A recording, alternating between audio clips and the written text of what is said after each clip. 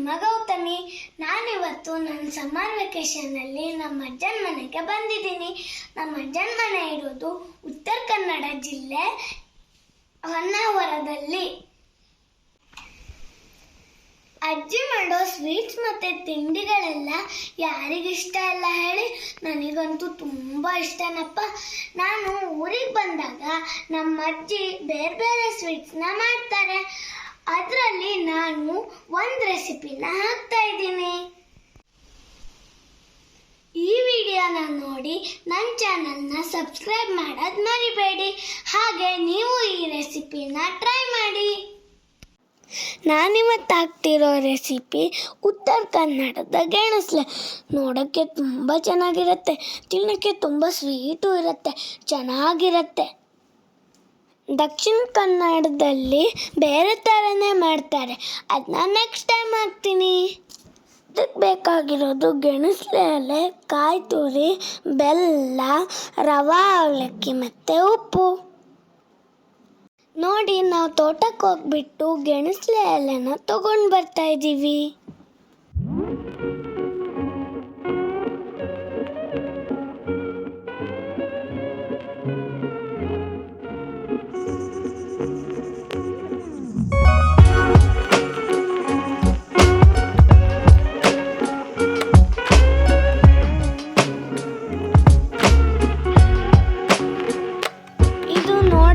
ಪಲಾವ್ ಎಲೆ ಥರ ಇರುತ್ತೆ, ಬಟ್ ಅದಲ್ಲ.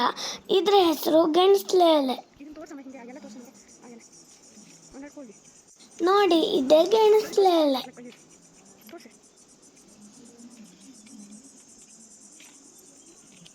ಮನೆಗೆ ತಂದು ಚೆನ್ನಾಗಿ ವಾಶ್ ಮಾಡ್ಕೊಂಡು ಇಟ್ಕೊಂಡಿದ್ದೀವಿ.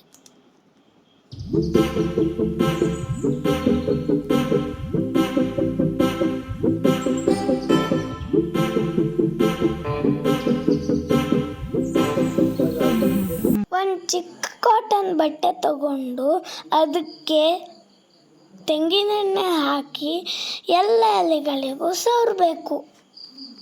ನೋಡಿ, ಈ ಥರನೇ ಮಾಡೋದು.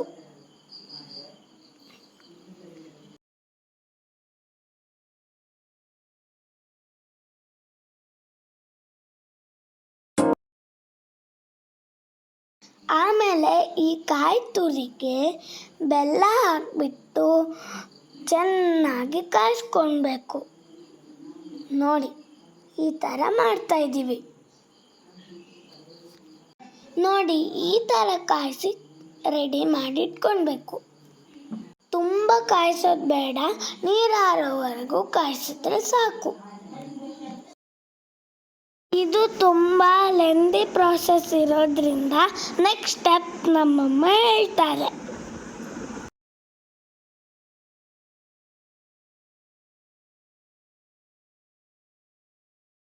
ಆಮೇಲೆ ಗೆಣಸ್ಲೆ ಹಿಟ್ಟನ್ನು ರೆಡಿ ಮಾಡ್ಕೋಬೇಕು.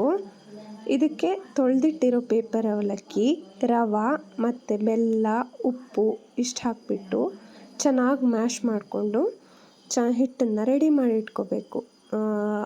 ಸ್ವೀಟ್ ಎಷ್ಟು ಬೇಕು ಅಂತ ನೋಡ್ಕೊಂಡು ಬೆಲ್ಲ ಹಾಕ್ಬೋದು. ಒಂದು ಸ್ವಲ್ಪ ಜಾಸ್ತಿ ಇದ್ದರೆ ಚೆನ್ನಾಗೇ ಇರುತ್ತೆ. ತುಂಬ ಜಾಸ್ತಿ ಹಾಕೋಕ್ಕೆ ಹೋಗಬೇಡಿ, ಯಾಕಂದರೆ ಕಾಯಿ ತುರಿ ಬೆಲ್ಲನೂ ಹಾಕಬೇಕಾಗತ್ತೆ, ಅದಕ್ಕೋಸ್ಕರ. ನೋಡಿ, ಈ ಹದಕ್ಕೆ ಹಿಟ್ಟನ್ನು ಕಲಿಸ್ಕೋಬೇಕು. ಇಷ್ಟು ತಿಕ್ಕಾಗಿದ್ದರೆ ಸಾಕು, ನೀರೇನು ಹಾಕಬೇಕಾಗಿಲ್ಲ. ಆಮೇಲೆ ಒಂದು 10 ಮಿನಿಟ್ಸ್ ಗ್ಯಾಪ್ ಬಿಟ್ಬಿಟ್ಟು ಈ ಹಿಟ್ಟನ್ನು ಈ ಎಲೆ ಮೇಲೆ ನೋಡಿ, ಈ ಥರ ಗೆಣಸ್ಲೆ ಎಲೆ ಮೇಲೆ ಚೆನ್ನಾಗಿ ಹಚ್ಬಿಟ್ಟು, ಈ ಥರ ಪ್ರೊಸೀಜರಲ್ಲೇ ಹಚ್ಚಬೇಕು. ಈ ಥರ ಹಚ್ಬಿಟ್ಟು ಅದರ ಹಾಫ್ ಆಫ್ ದ ಪಾರ್ಟಿಗೆ ಈ ಕಾಯಿ ತುರಿ ಬೆಲ್ಲ ಮಾಡಿಟ್ಕೊಂಡಿದ್ದೀವಲ್ಲ, ಅದನ್ನು ಫಿಲ್ ಮಾಡಬೇಕು. ಹಾಫ್ ಆಫ್ ದ ಪಾರ್ಟಿಗೆ ಫಿಲ್ ಮಾಡಿಬಿಟ್ಟು ಅದನ್ನು ಮಡಚಿ ನೋಡಿ, ಈ ಥರ ಹಾಫಿಗೆ ಅರ್ಧಕ್ಕೆ ಫಿಲ್ ಮಾಡಿದ್ರೆ ಸಾಕು. ಈ ಥರ ಫಿಲ್ ಮಾಡಿ ಅದನ್ನ ಈ ಥರ ಫೋಲ್ಡ್ ಮಾಡಿಬಿಟ್ಟು ಕುಕ್ಕರ್ ಪಾತ್ರೆಯಲ್ಲಿಟ್ಟು ಬೇಯಿಸಬೇಕು. ಕುಕ್ಕರ್ ಪಾತ್ರೆಯಲ್ಲೇ ಬೇಯಿಸಬೇಕು ಅಂತ ಏನಿಲ್ಲ, ಇಡ್ಲಿ ಪಾತ್ರೆಯಲ್ಲೂ ಇಟ್ಬಿಟ್ಟು ಬೇಯಿಸ್ಬೋದು. ಆದರೆ ನಾವಿವತ್ತು ಕಮ್ಮಿ ಮಾಡ್ತಾ ಇರೋದ್ರಿಂದ ಕುಕ್ಕರ್ ಪಾತ್ರೆಯಲ್ಲೇ ಇಟ್ಟು ಬೇಯಿಸ್ತಾ ಇದ್ದೀವಿ.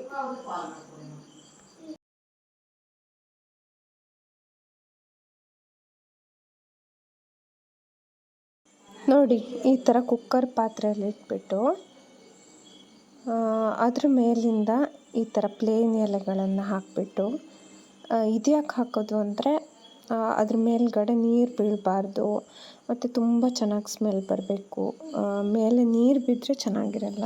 ಅದಕ್ಕೆ ಈ ಥರ ಎಲೆಗಳನ್ನ ಇಟ್ಬಿಟ್ಟು ಕುಕ್ಕರ್ ಲಿಡ್ನ ಕ್ಲೋಸ್ ಮಾಡಬೇಕು.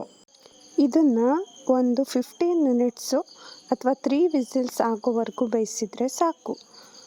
ಇಡ್ಲಿ ಪಾತ್ರೆಯಲ್ಲಿ ಬೇಯಿಸೋದಾದರೆ ಒಂದು 15 ನಿಮಿಷ ಅಂದರೆ 15 ಮಿನಿಟ್ಸ್ ಬೇಯಿಸಿದ್ರೆ ಸಾಕಾಗುತ್ತೆ. ಇದನ್ನೇ ಅಕ್ಕಿ ಹಿಟ್ಟಲ್ಲೂ ಮಾಡ್ತಾರೆ, ಆದರೆ ನಾವಿವತ್ತು ಅವಲಕ್ಕಿಯಲ್ಲಿ ಮಾಡಿರೋದ್ರಿಂದ 15 ಮಿನಿಟ್ಸ್ ಬೇಯಿಸಿದರೆ ಸಾಕು. ಅದೇ ಅಕ್ಕಿಯಲ್ಲಿ ಮಾಡೋದಿದ್ದರೆ ಹಾಫ್ ಆನ್ ಅವರ್ ಬೇಯಿಸ್ಬೇಕಾಗತ್ತೆ. ನೋಡಿ ಇವಾಗ ಗೆಣಸಲೆ ರೆಡಿಯಾಗಿದೆ. ತುಂಬ ಬಿಸಿ ಬಿಸಿ ಇರುವಾಗೆ ತೆಗಿಬಾರ್ದು. ಸ್ವಲ್ಪ ತಣ್ಣೆ ಆರಕ್ಕೆ ಬಿಡಬೇಕು. ಸ್ವಲ್ಪ ಆರಕ್ಕೆ ಬಿಟ್ಬಿಟ್ಟು ಆಮೇಲೆ ಒಂದು ಹಾಫ್ ಆನ್ ಅವರ್ ಆದಮೇಲೆ ತೆಗಿಬೇಕು. ಆವಾಗ ಚೆನ್ನಾಗಿ ಸಿಪ್ಪೆ ಎಲ್ಲ ಬಿಟ್ಕೊಳ್ಳುತ್ತೆ. ನೋಡಿ ಈ ಥರ ತುಂಬ ಚೆನ್ನಾಗಿ ಸ್ಮೆಲ್ ಇರುತ್ತೆ ಅದರದ್ದು, ಆ ಎಲೆದು. ಅದಕ್ಕೆ ತುಪ್ಪ ಹಾಕಿಬಿಟ್ಟು ಸರ್ವ್ ಮಾಡಬೇಕು. ತುಪ್ಪದ ಜೊತೆ ತಿನ್ನೋಕ್ಕೆ ಈ ಸ್ವೀಟು ತುಂಬ ಚೆನ್ನಾಗಿರುತ್ತೆ. ಉತ್ತರ ಕನ್ನಡದಲ್ಲಿ ತುಂಬ ಫೇಮಸ್ ಕೂಡ.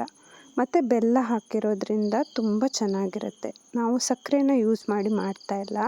ಬೆಲ್ಲ ಹೆಲ್ತಿಗೆ ತುಂಬ ಒಳ್ಳೆಯದಲ್ವ. ಬೆಲ್ಲ ಹಾಕಿರೋ ಸ್ವೀಟ್ ಆಗಿರೋದ್ರಿಂದ ತುಂಬಾ ಚೆನ್ನಾಗಿರುತ್ತೆ. Thanks for watching.